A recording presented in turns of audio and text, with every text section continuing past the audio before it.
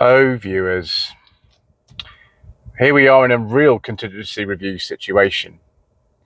Sanyong Tivoli that my lady wife and I own, well, it's been involved in an accident which wasn't my lady wife's fault.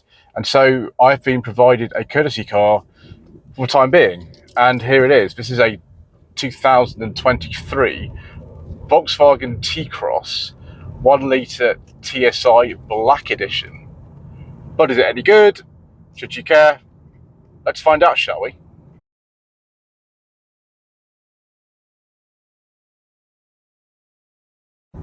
So the Volkswagen T-Cross, which is based on the Polo platform, like a lot of other smaller Volkswagen Group cars, came out in 2019. It had a facelift last year. This is a very late pre-facelift car. It was registered in December 2023.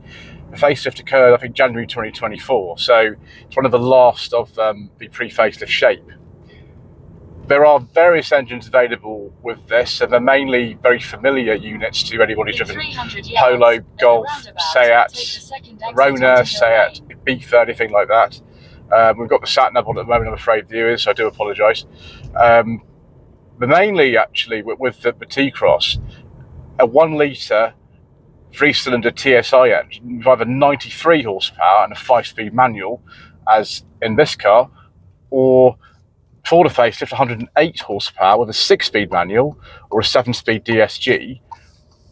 After the facelift, that was up to 213 horsepower with the same transmission options, the 6-speed manual and 7-speed automatic. And then top of the range there is a 1.5 4-cylinder TSI with 147 horsepower. Turn left towards Winchester Road, A35. 147 horsepower and turn left towards Winchester Road, A35, then slide left onto Winchester Road. A 147 horsepower and a standard 7-speed DSG automatic. Road, A35. There are also some diesels available, but continue as usual, Winchester Road for half a mile. Due to controversial government legislation and all kinds of other reasons, we don't talk about diesels on this channel. So we've silenced the sat-nav lady now. We don't actually need her the rest of the journey, so that's good. What's it like to drive? Well, it's very comfortable, this. The one thing I don't like is this gearbox. And this car's done 15,000 miles, so it's not high mileage or anything. The clutch is a little bit on the jerky side. It's quite sensitive.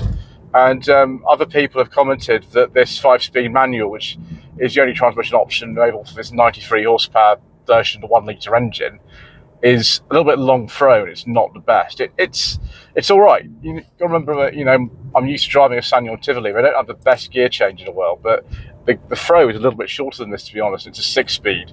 This is only a 5-speed, and the car is definitely geared for economy. So it does feel a little bit slow, this 93 horsepower version. So you find yourself having to hold onto these gears far longer than you'd imagine. And I have driven the 108 or 113 horsepower, depending on what year it is, version of this engine in many cars. In fact, the Seat Toledo Mark IV, that was the first car ever on this channel in 2018, which we owned from 2017 to 2020, had the 108 horsepower version of that engine with a 6-speed manual, which is probably the same gearbox you get in the T-Cross, the same engine, because this car is front-wheel drive only. It's based on a Polo, and you can't get a 4-wheel drive one. Same with the Rona, actually, same thing. So that is a much better engine and gearbox combination. Now, with these TSI engines, 1 litre TSIs, they do have a wet belt, and I don't hear many people talking about wet belt failures with them in the same way that they talk about, for example, the PureTech engine from PSA or Stellantis, or the dreaded Ford EcoBoost or EcoBoost engine, but I have heard that they occur. So later on in these cars' lives, now that the oldest T-Cross is 6 years old now, obviously we'll get older as time goes on, those probably not due the timing belt change, but obviously there will be. So when that comes, just be very aware of that. The 1.5 is not a wet belt engine, so that's probably a little bit safer bet, but it has got a standard DSG automatic, and I don't think they're the best. Unless they've been serviced properly with DSGs, I tend to not recommend people have them unless I've seen evidence of the fluid being changed like way before they recommend it. I think it's 6 years or something on those. So yeah, it's a nice comfy drive, but you do have to be aware of certain things if you're buying one of these T-Crosses.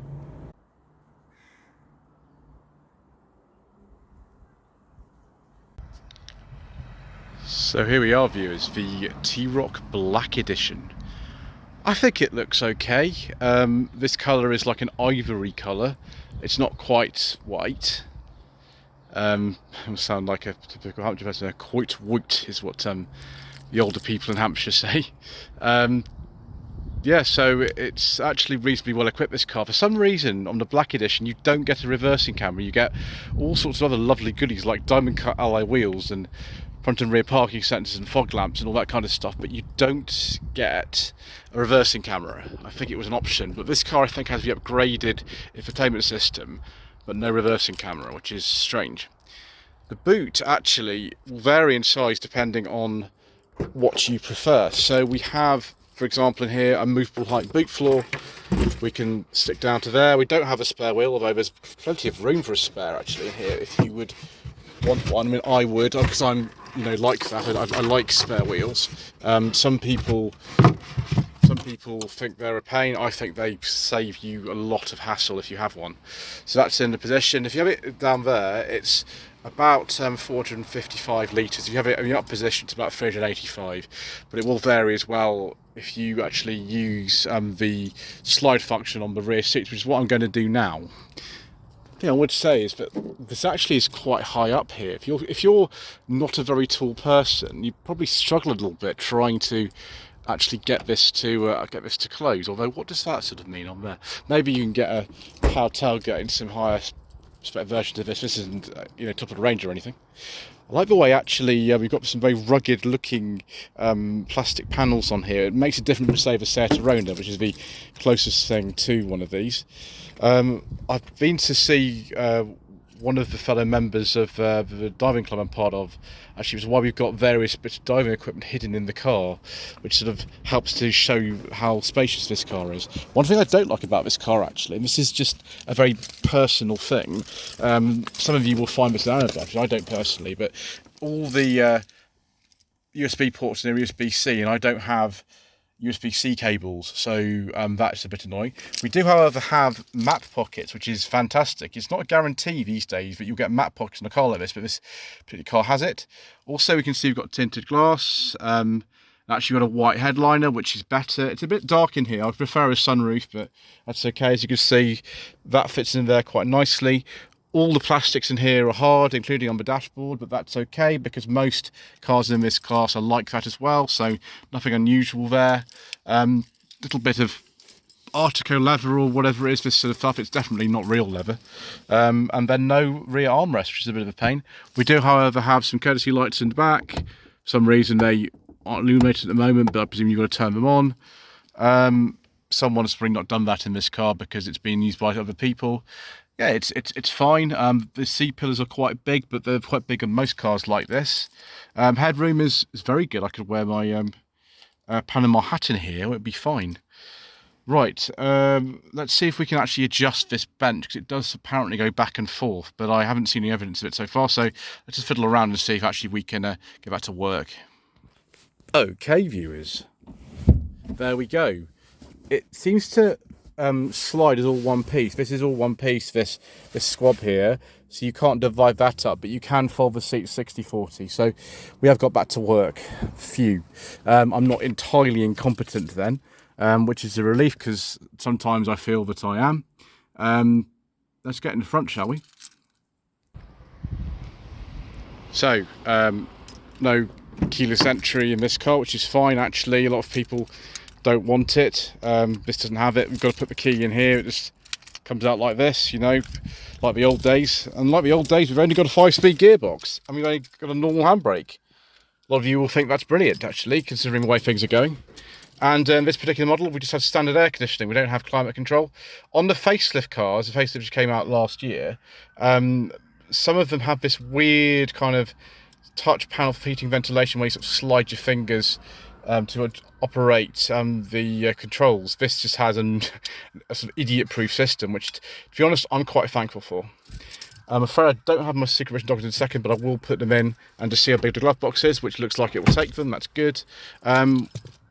Automatic lights, of course. I think we've got automatic wipers. I'm not entirely sure. Got adaptive cruise control in here, which does work. I have tested it, and actually it's quite easy to use. You've got lane keeping assistance and all kinds of interesting things. One thing I get used to is the fact that the volume controls are here, and that's the controls here for operating, you know, to skip the tracks or change radio station, things like that. I find that a little bit odd, but you know, there we go. And then there's the controls for using display, which we'll be doing. I'm very thankful we don't have touch buttons on here, because some cars these days have touch buttons on the steering wheel, and that's a bit annoying. Two more USB-C ports there, a little stowage area down there, two cup holders there, which are quite small, but I'm glad they're there. We'll have a look at the screen in a second. Don't want to be here forever looking at that. And then you can see, actually, I can stuff one of my mask boxes in there, which is quite good for the door pockets. Just all hard plastic, but so's an Audi A1, to be honest, or a Skoda Fabia, something like that, so not unusual. And so's this dash, which is fine. Again, when these cars were new, they started less than £20,000. They don't now, they're a bit more than that, but you know, I think it's acceptable, really. Seats seem pretty good, they seem pretty comfortable. Let's put the key in and turn this on and see. We can have a look at this infotainment system. Interesting, there we go. So you can actually change the display with this view button just down there, view. You can change how it looks. So I've had it like this because it's the only way you can have a rev counter. If you change the view, you can have it like that, which just shows your speed. You can have that, which also just shows your speed. And you can have that, which shows the rev count and the speeds on the right hand side. I prefer this. I also don't particularly like the way in which you have to, if you want to scroll through things and look at various consumption figures, to show you the consumption, you have to select it. So you have to go through here and do this, which I think takes a long time. You can just show you it, rather than having to go in there, but never mind. So you go distance and time and things. So you can have various things, but so when you want to change it, you have to do this, and it just, there's too many steps for me personally. I know I'm being sort of fussy and stupid, but you know, it's just the way that I feel about it. So these are standard. These two displays are 8-inch displays. I think this car's upgraded displays, in which case they're a lot bigger than that. They are a lot, quite expensive though, to get the upgraded displays. It's about, I think, almost £1,000 for this one, and the £1,500 for this one. So I don't know whether the black edition came with it standard or someone's paid extra for this, but there we go. Standard Volkswagen group infotainment system that goes back to a few years now, this. So you've got the Bluetooth audio is on. I won't show you too much of this. We have actually got navigation in this particular car.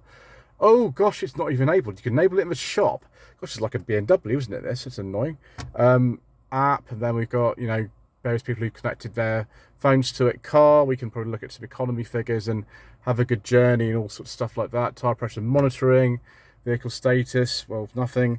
Is that all it is? There we go. Oh gosh, you've got all sorts of things. Yes, C and tyres and manoeuvring and opening, closing and all this sort of things. Look, you know, you can have a look at this sort of stuff later. I don't think ever you're that interested in looking through the entire system we have here.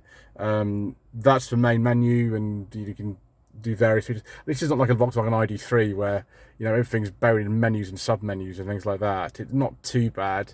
Although if I wanted to turn off, for example, the lane keeping assistance, you actually do it, bizarrely, in this menu here. There you go. You can actually do it with that button. So if you want to do that, that's fine. And you can, you know, adjust, I think, the ACC and things like that. Can we go up and down, or is that just for other things? It's actually not that easy to work out whether that's an OK button or not. I'm not sure how that works, so I'm just going to leave it alone. That's best, isn't it, if you don't understand something? Right, let me just go and get my secret mission documents to see if they go in that glove box. So, let's try. Superb. You can see where this car would have actually had provision for a CD player, but doesn't have it in this particular model, but it would have been there, and then we can't close it. That's rubbish. Terrible. big thing like that, and it's taken up by a space that would have been occupied by a CD player, but it doesn't have it. Rubbish, you'll have to go in there then, won't you? There we go. Right, let's have a look at the bonnet, shall we, viewers? Here we are, viewers, a 1 litre TSI engine developing 93 horsepower it is in this particular model. It's only got 3 cylinders, as you can see there. I don't know what that sort of buzzing noise is, I'm not really sure, it's a bit disturbing. Standard coolant reservoir from a million different Volkswagen Group cars is here. Looks reasonably decent. I think these take a very small quantity of oil as well. The thing is though, we've got a wet timing belt in here, so that's going to be an issue at some point you're going to have to deal with. But obviously this car's only 18 months old, so it's not really an issue at the moment. Just be aware of that in the future. It looks okay from the front, I suppose. The facelift ones do look, I think, a little bit better than this. But yes, anyway, let's get back on the road and see if we can go for another drive.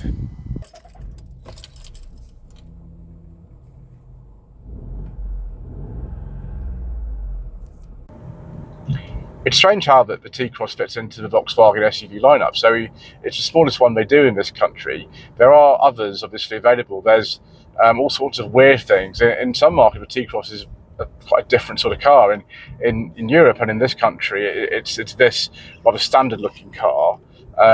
But you look around the world, and you know, China, Russia, all these sort of places, South America, they are quite different.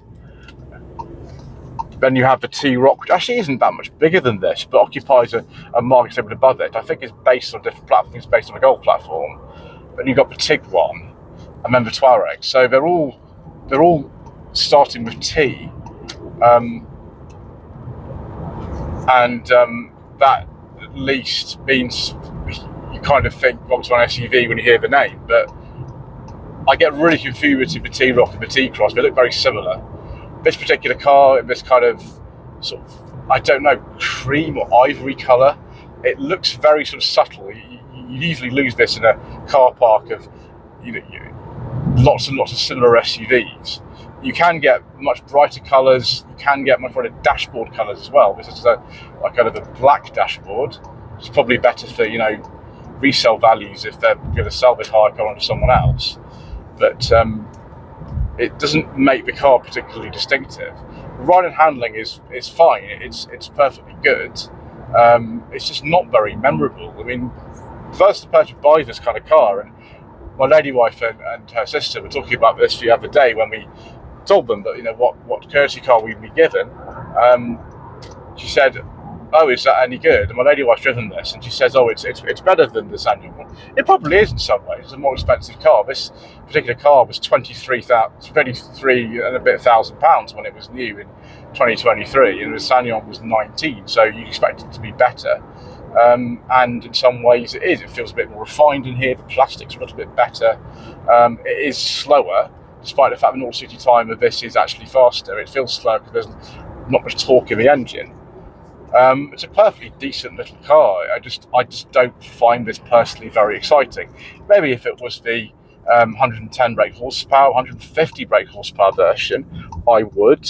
But certainly this 93 brake horsepower version, it just feels a little bit slow and a little bit average. But, you know, I'm not the marketing department of Volkswagen.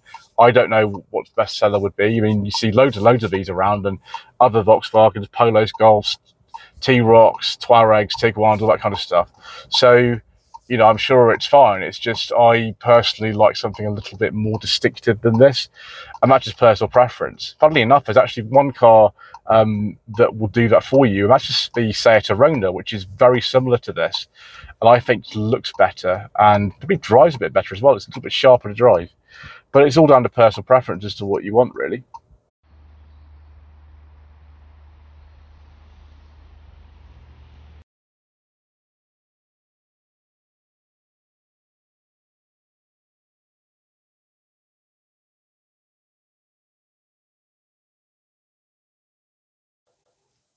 No, I forgot to say earlier that if you think this T-Cross is a little bit too small but you don't want a T-Roc, you can of course buy the Volkswagen Taigo, which is very similar to a T-Cross, but it's more like a coupe SUV type thing.